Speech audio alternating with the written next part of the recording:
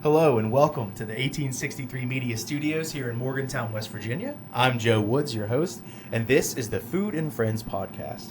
Food and Friends is a community podcast where we talk to local folks about local things happening here in our community in North Central West Virginia.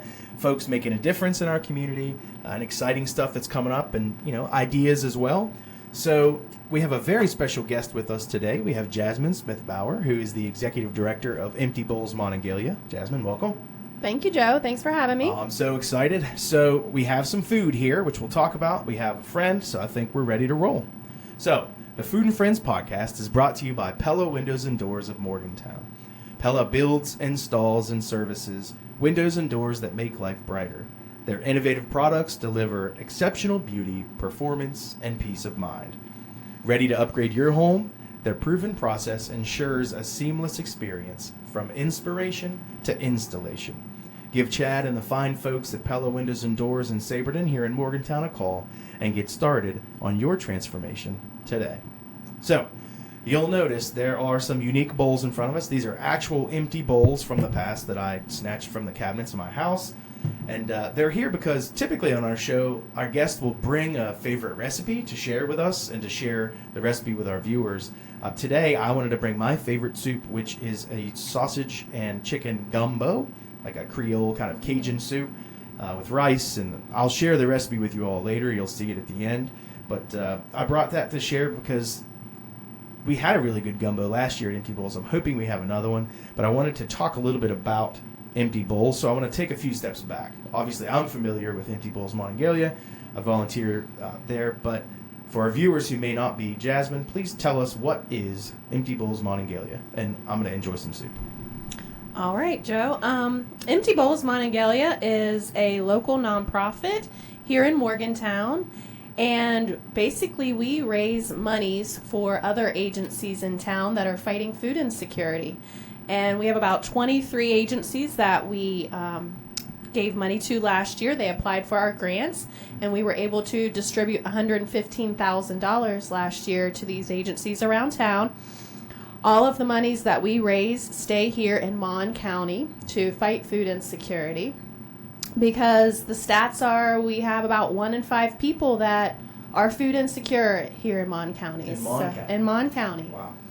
So that's a pretty high number, and it's continuing to climb with some of the things that have happened recently with USDA cuts and SNAP cuts. People are really struggling, so it's more important than ever that we raise these funds through the Soup and Bread Luncheon, the fall fundraiser. We also just get lots of donations from people in the community who mail in checks or, people just want to help and find it to be a worthy cause. It's been here for about 18 years. So I was about to ask, when did it start? Yeah. And this is the 18th luncheon, I believe. There were a few years during COVID where it didn't happen. Right. Or they tried a drive-through one year, and that wasn't super successful. But the Soup and Bread Luncheon is coming up next Saturday, the 28th. 28th of February, correct. Right? Okay. At Milan Park Community Center, and it's a beloved event in this community. People love it. They love to bring their kids, and everybody, all ages, can attend. We have about 40 restaurants in town that donate all the soup. We have about 20 churches that donate the bread and the cookies. Right. We have Studio 287 and WVU Creative Arts Ceramics Department and the Wow Factory, who all donate the bowls. And with every ticket, you get a bowl. With every adult ticket, you get to take home one of these handcrafted bowls. So we've tied the arts into Empty Bowls as well. Sure. Yeah, I love that. And I know WVU Hospitality Group does a lot too, right, for the event. They do. I think I remember last year when I helped out, they were invaluable. They were a big part of our success. They do. They store the soup for us. They warm the soup for us. It's hard to get 300 or 400 gallons of soup heated. Right. And transported across town. Right. It's really a huge production, and it takes a whole lot of players to make it happen. maybe 300 volunteers. Sure. And it's just really quite an undertaking, but it takes the entire community to be successful. Yeah, I agree with that. I like the way you said that it takes the whole community, because there are hundreds of people there volunteering, but there are thousands of people that show up, and that's what, buying those tickets, taking home bowls, being reminded that, some folks don't have a bowl to fill, or don't have anything to put in their bowls. So the Soup and Bread Luncheon is February 28th. What times? It's 11 to 2:30 up at Milan Park. You can purchase tickets online at ebmon.org, or you can also purchase tickets at the door, or there are several places around town that'll have tickets for a few more days. Wow Factory, Black Bear, Hoot and How, A&J Sewing Studio, who also donated a beautiful quilt that we'll have to raffle off that day, and the tea shop at the Seneca Center. So you can pick up your tickets there or online, or again, just purchase them at the door. Cool. Well, you mentioned the quilt that's going to be raffled off. That brings me to my next question. What else is happening that day? There's obviously all-you-can-eat soup and bread and drinks and cookies, and everyone loves that, but there are other things happening too, right? Raffles and that sort of thing? Yeah, and if you've never been, basically your ticket gets you all that you can eat soup. And again, it's donated from 40 different restaurants. There's all different kinds to choose from. They're rotated out throughout the day. All different kinds of bread, all different kinds of cookies, and your drinks included. And then there's a bowl room where you go and you look at all the different types of bowls. And there's all different kinds of styles depending on who donated them. And you choose one. And there's also raffles. We have all kinds of great items for raffle, from salons and spas to car detailing to kenneling your pet, and just all kinds of gift certificates to places around town. And so, very cool. And there's a 50-50 raffle, and then again the quilt raffle. So there's a lot going on. Yeah. It's not just soup and bread and cookies. There's a lot to do while you're there. There's a DJ. It's lively, and people plan on seeing people that they know. Right. Sometimes that's the only time they see those folks throughout the year, but that's why it's special to them, because they know they're going to run into so-and-so or whatever. It's just a community event. It does kind of feel like everybody's there, right? Like that's, you see so many people that you know. And it is a lot of fun. I've volunteered in the past and attended a lot with my family. My kids obviously are big on the bowl picking. Our cabinets are filled with bowls that we've picked from the Empty Bowls event throughout the year. I think we have more than one watermelon bowl. That's probably the most popular. The kids love that. If you notice, so it's green on the outside and it looks like a red, watermelon on the inside. So we have more than one of those, and my kids don't prefer to eat fruit not in a watermelon bowl at home. So sometimes we have to make sure those are clean all the time, because they're really popular. And of course, my daughter with this kind of purple polka dot bowl last year, she got that one. So my kids love picking the bowls. I love live music. I love soup, bread, cookies, raffles. It all sounds like fun to me. And you mentioned earlier, it's kind of become a community event that goes far beyond just the fundraising and the soup and bread. It feels like the whole community really comes together. It's when you say Empty Bowls, I've never had anyone say, "Oh, what's that?" Right? It feels like people know what it is. People like to support it. We call these restaurants and say, "Hey, it's that time of year again. Would you be able to help us out?" And credit to them, because to get dozens of restaurants to step up and donate, gallons of soup, labor, time, ingredients, the whole nine. It couldn't happen without all of that support from the whole community. It's not just sponsors. It's not just volunteers. It's not just attendees. It's not just restaurants. It really wouldn't happen, I feel like, without all of those things coming together all at once. So, and it's still amazing to me that it does all come together. Right. Because it's a lot of moving parts. And you're right. I couldn't say this part is more important than this part, because really it could not happen if any one of those things, WVU helping with the heating of the soup, or the wow factor, or anything, it would not happen. And Volunteers. We still need volunteers, by the way. And I think right. You can never have too many of those. You can go on ebmon.org and volunteer there as well. And it's a fun day. I mean, it's a busy day. You're working hard, but it's fun. Yeah, it's a blast. And you mentioned the Wow Factory. That's something that's another thing I left out was all of the hundreds and hundreds of people who throughout the year go to the Wow Factory and have bowl parties and paint bowls and create all these wonderful bowls for us. You'd mentioned the WVU's ceramics and the ceramic studios in town that donate.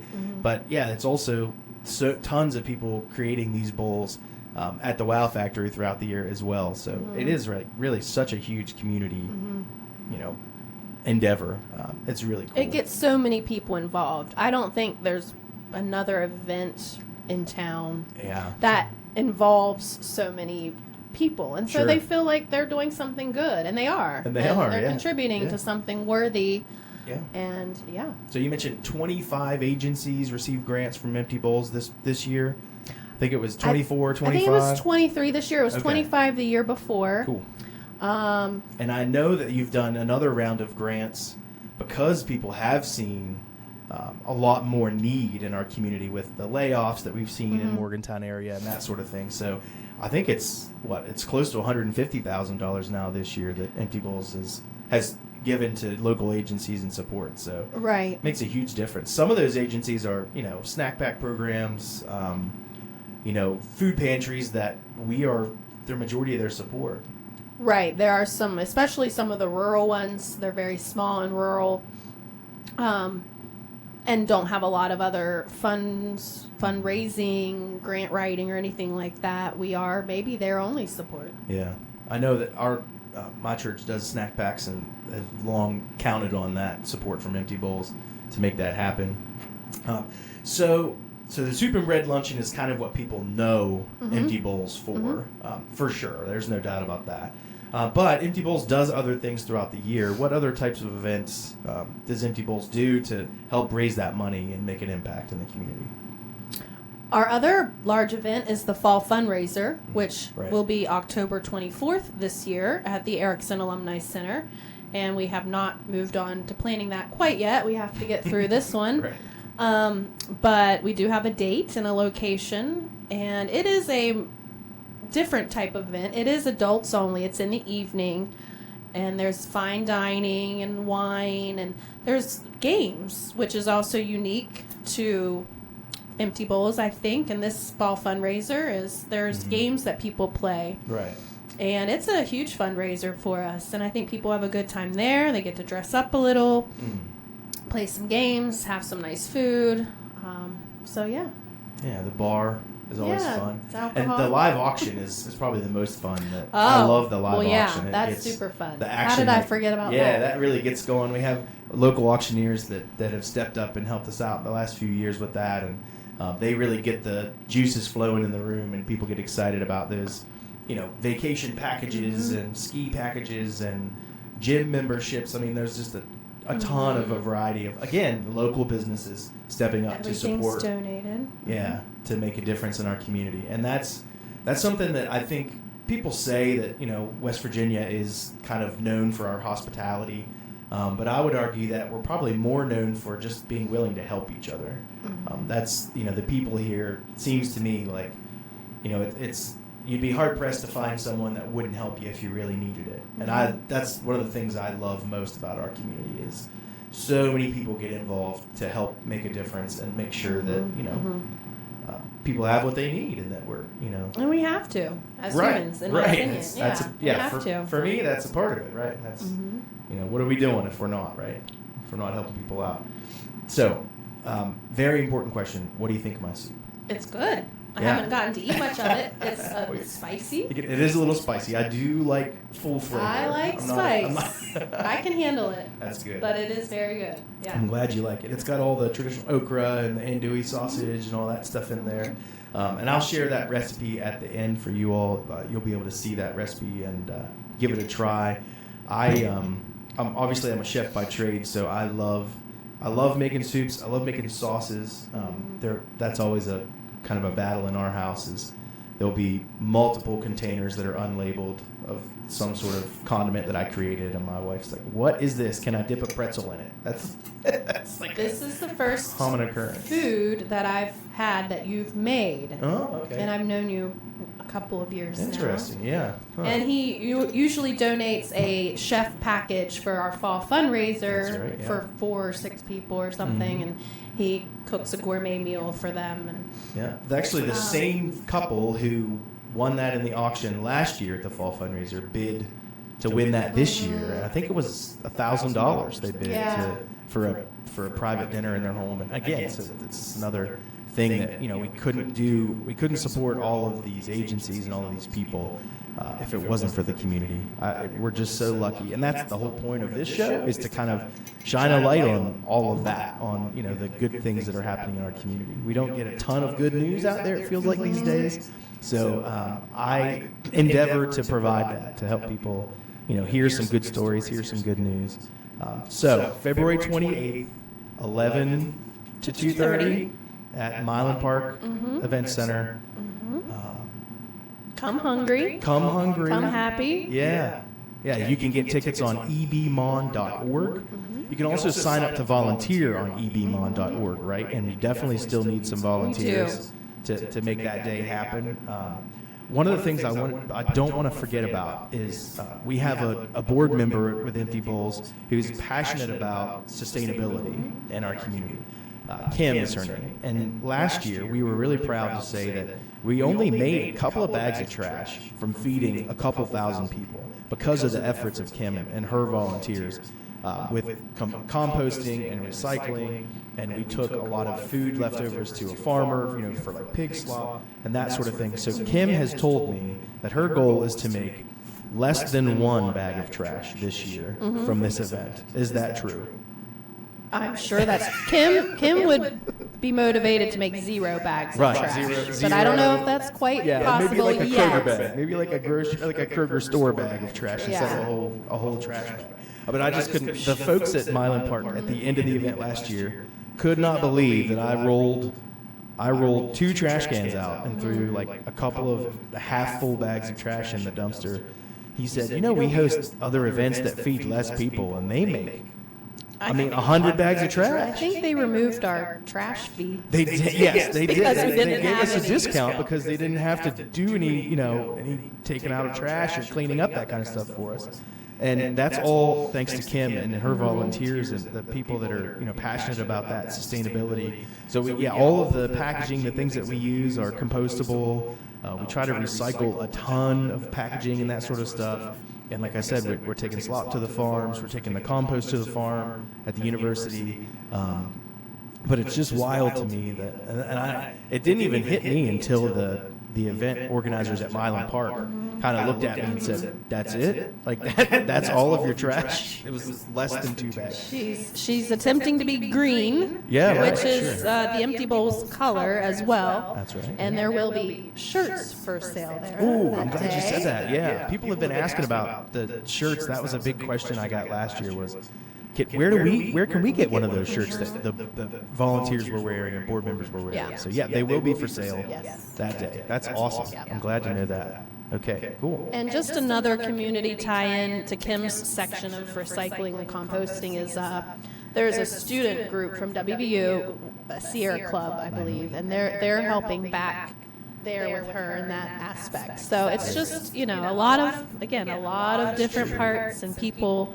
that make it happen. Yeah, I joked last year that months later that if it wasn't for the men's and women's rugby club at WVU, I would have still been there washing dishes. I mean, Or loading the truck. It was crazy.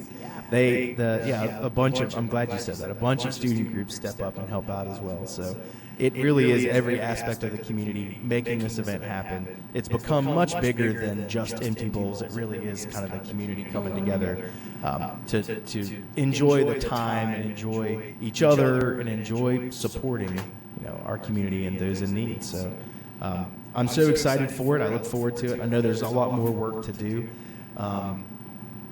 Don't forget you can go to ebmon.org to sign up to volunteer, to buy tickets, to learn more about the organization.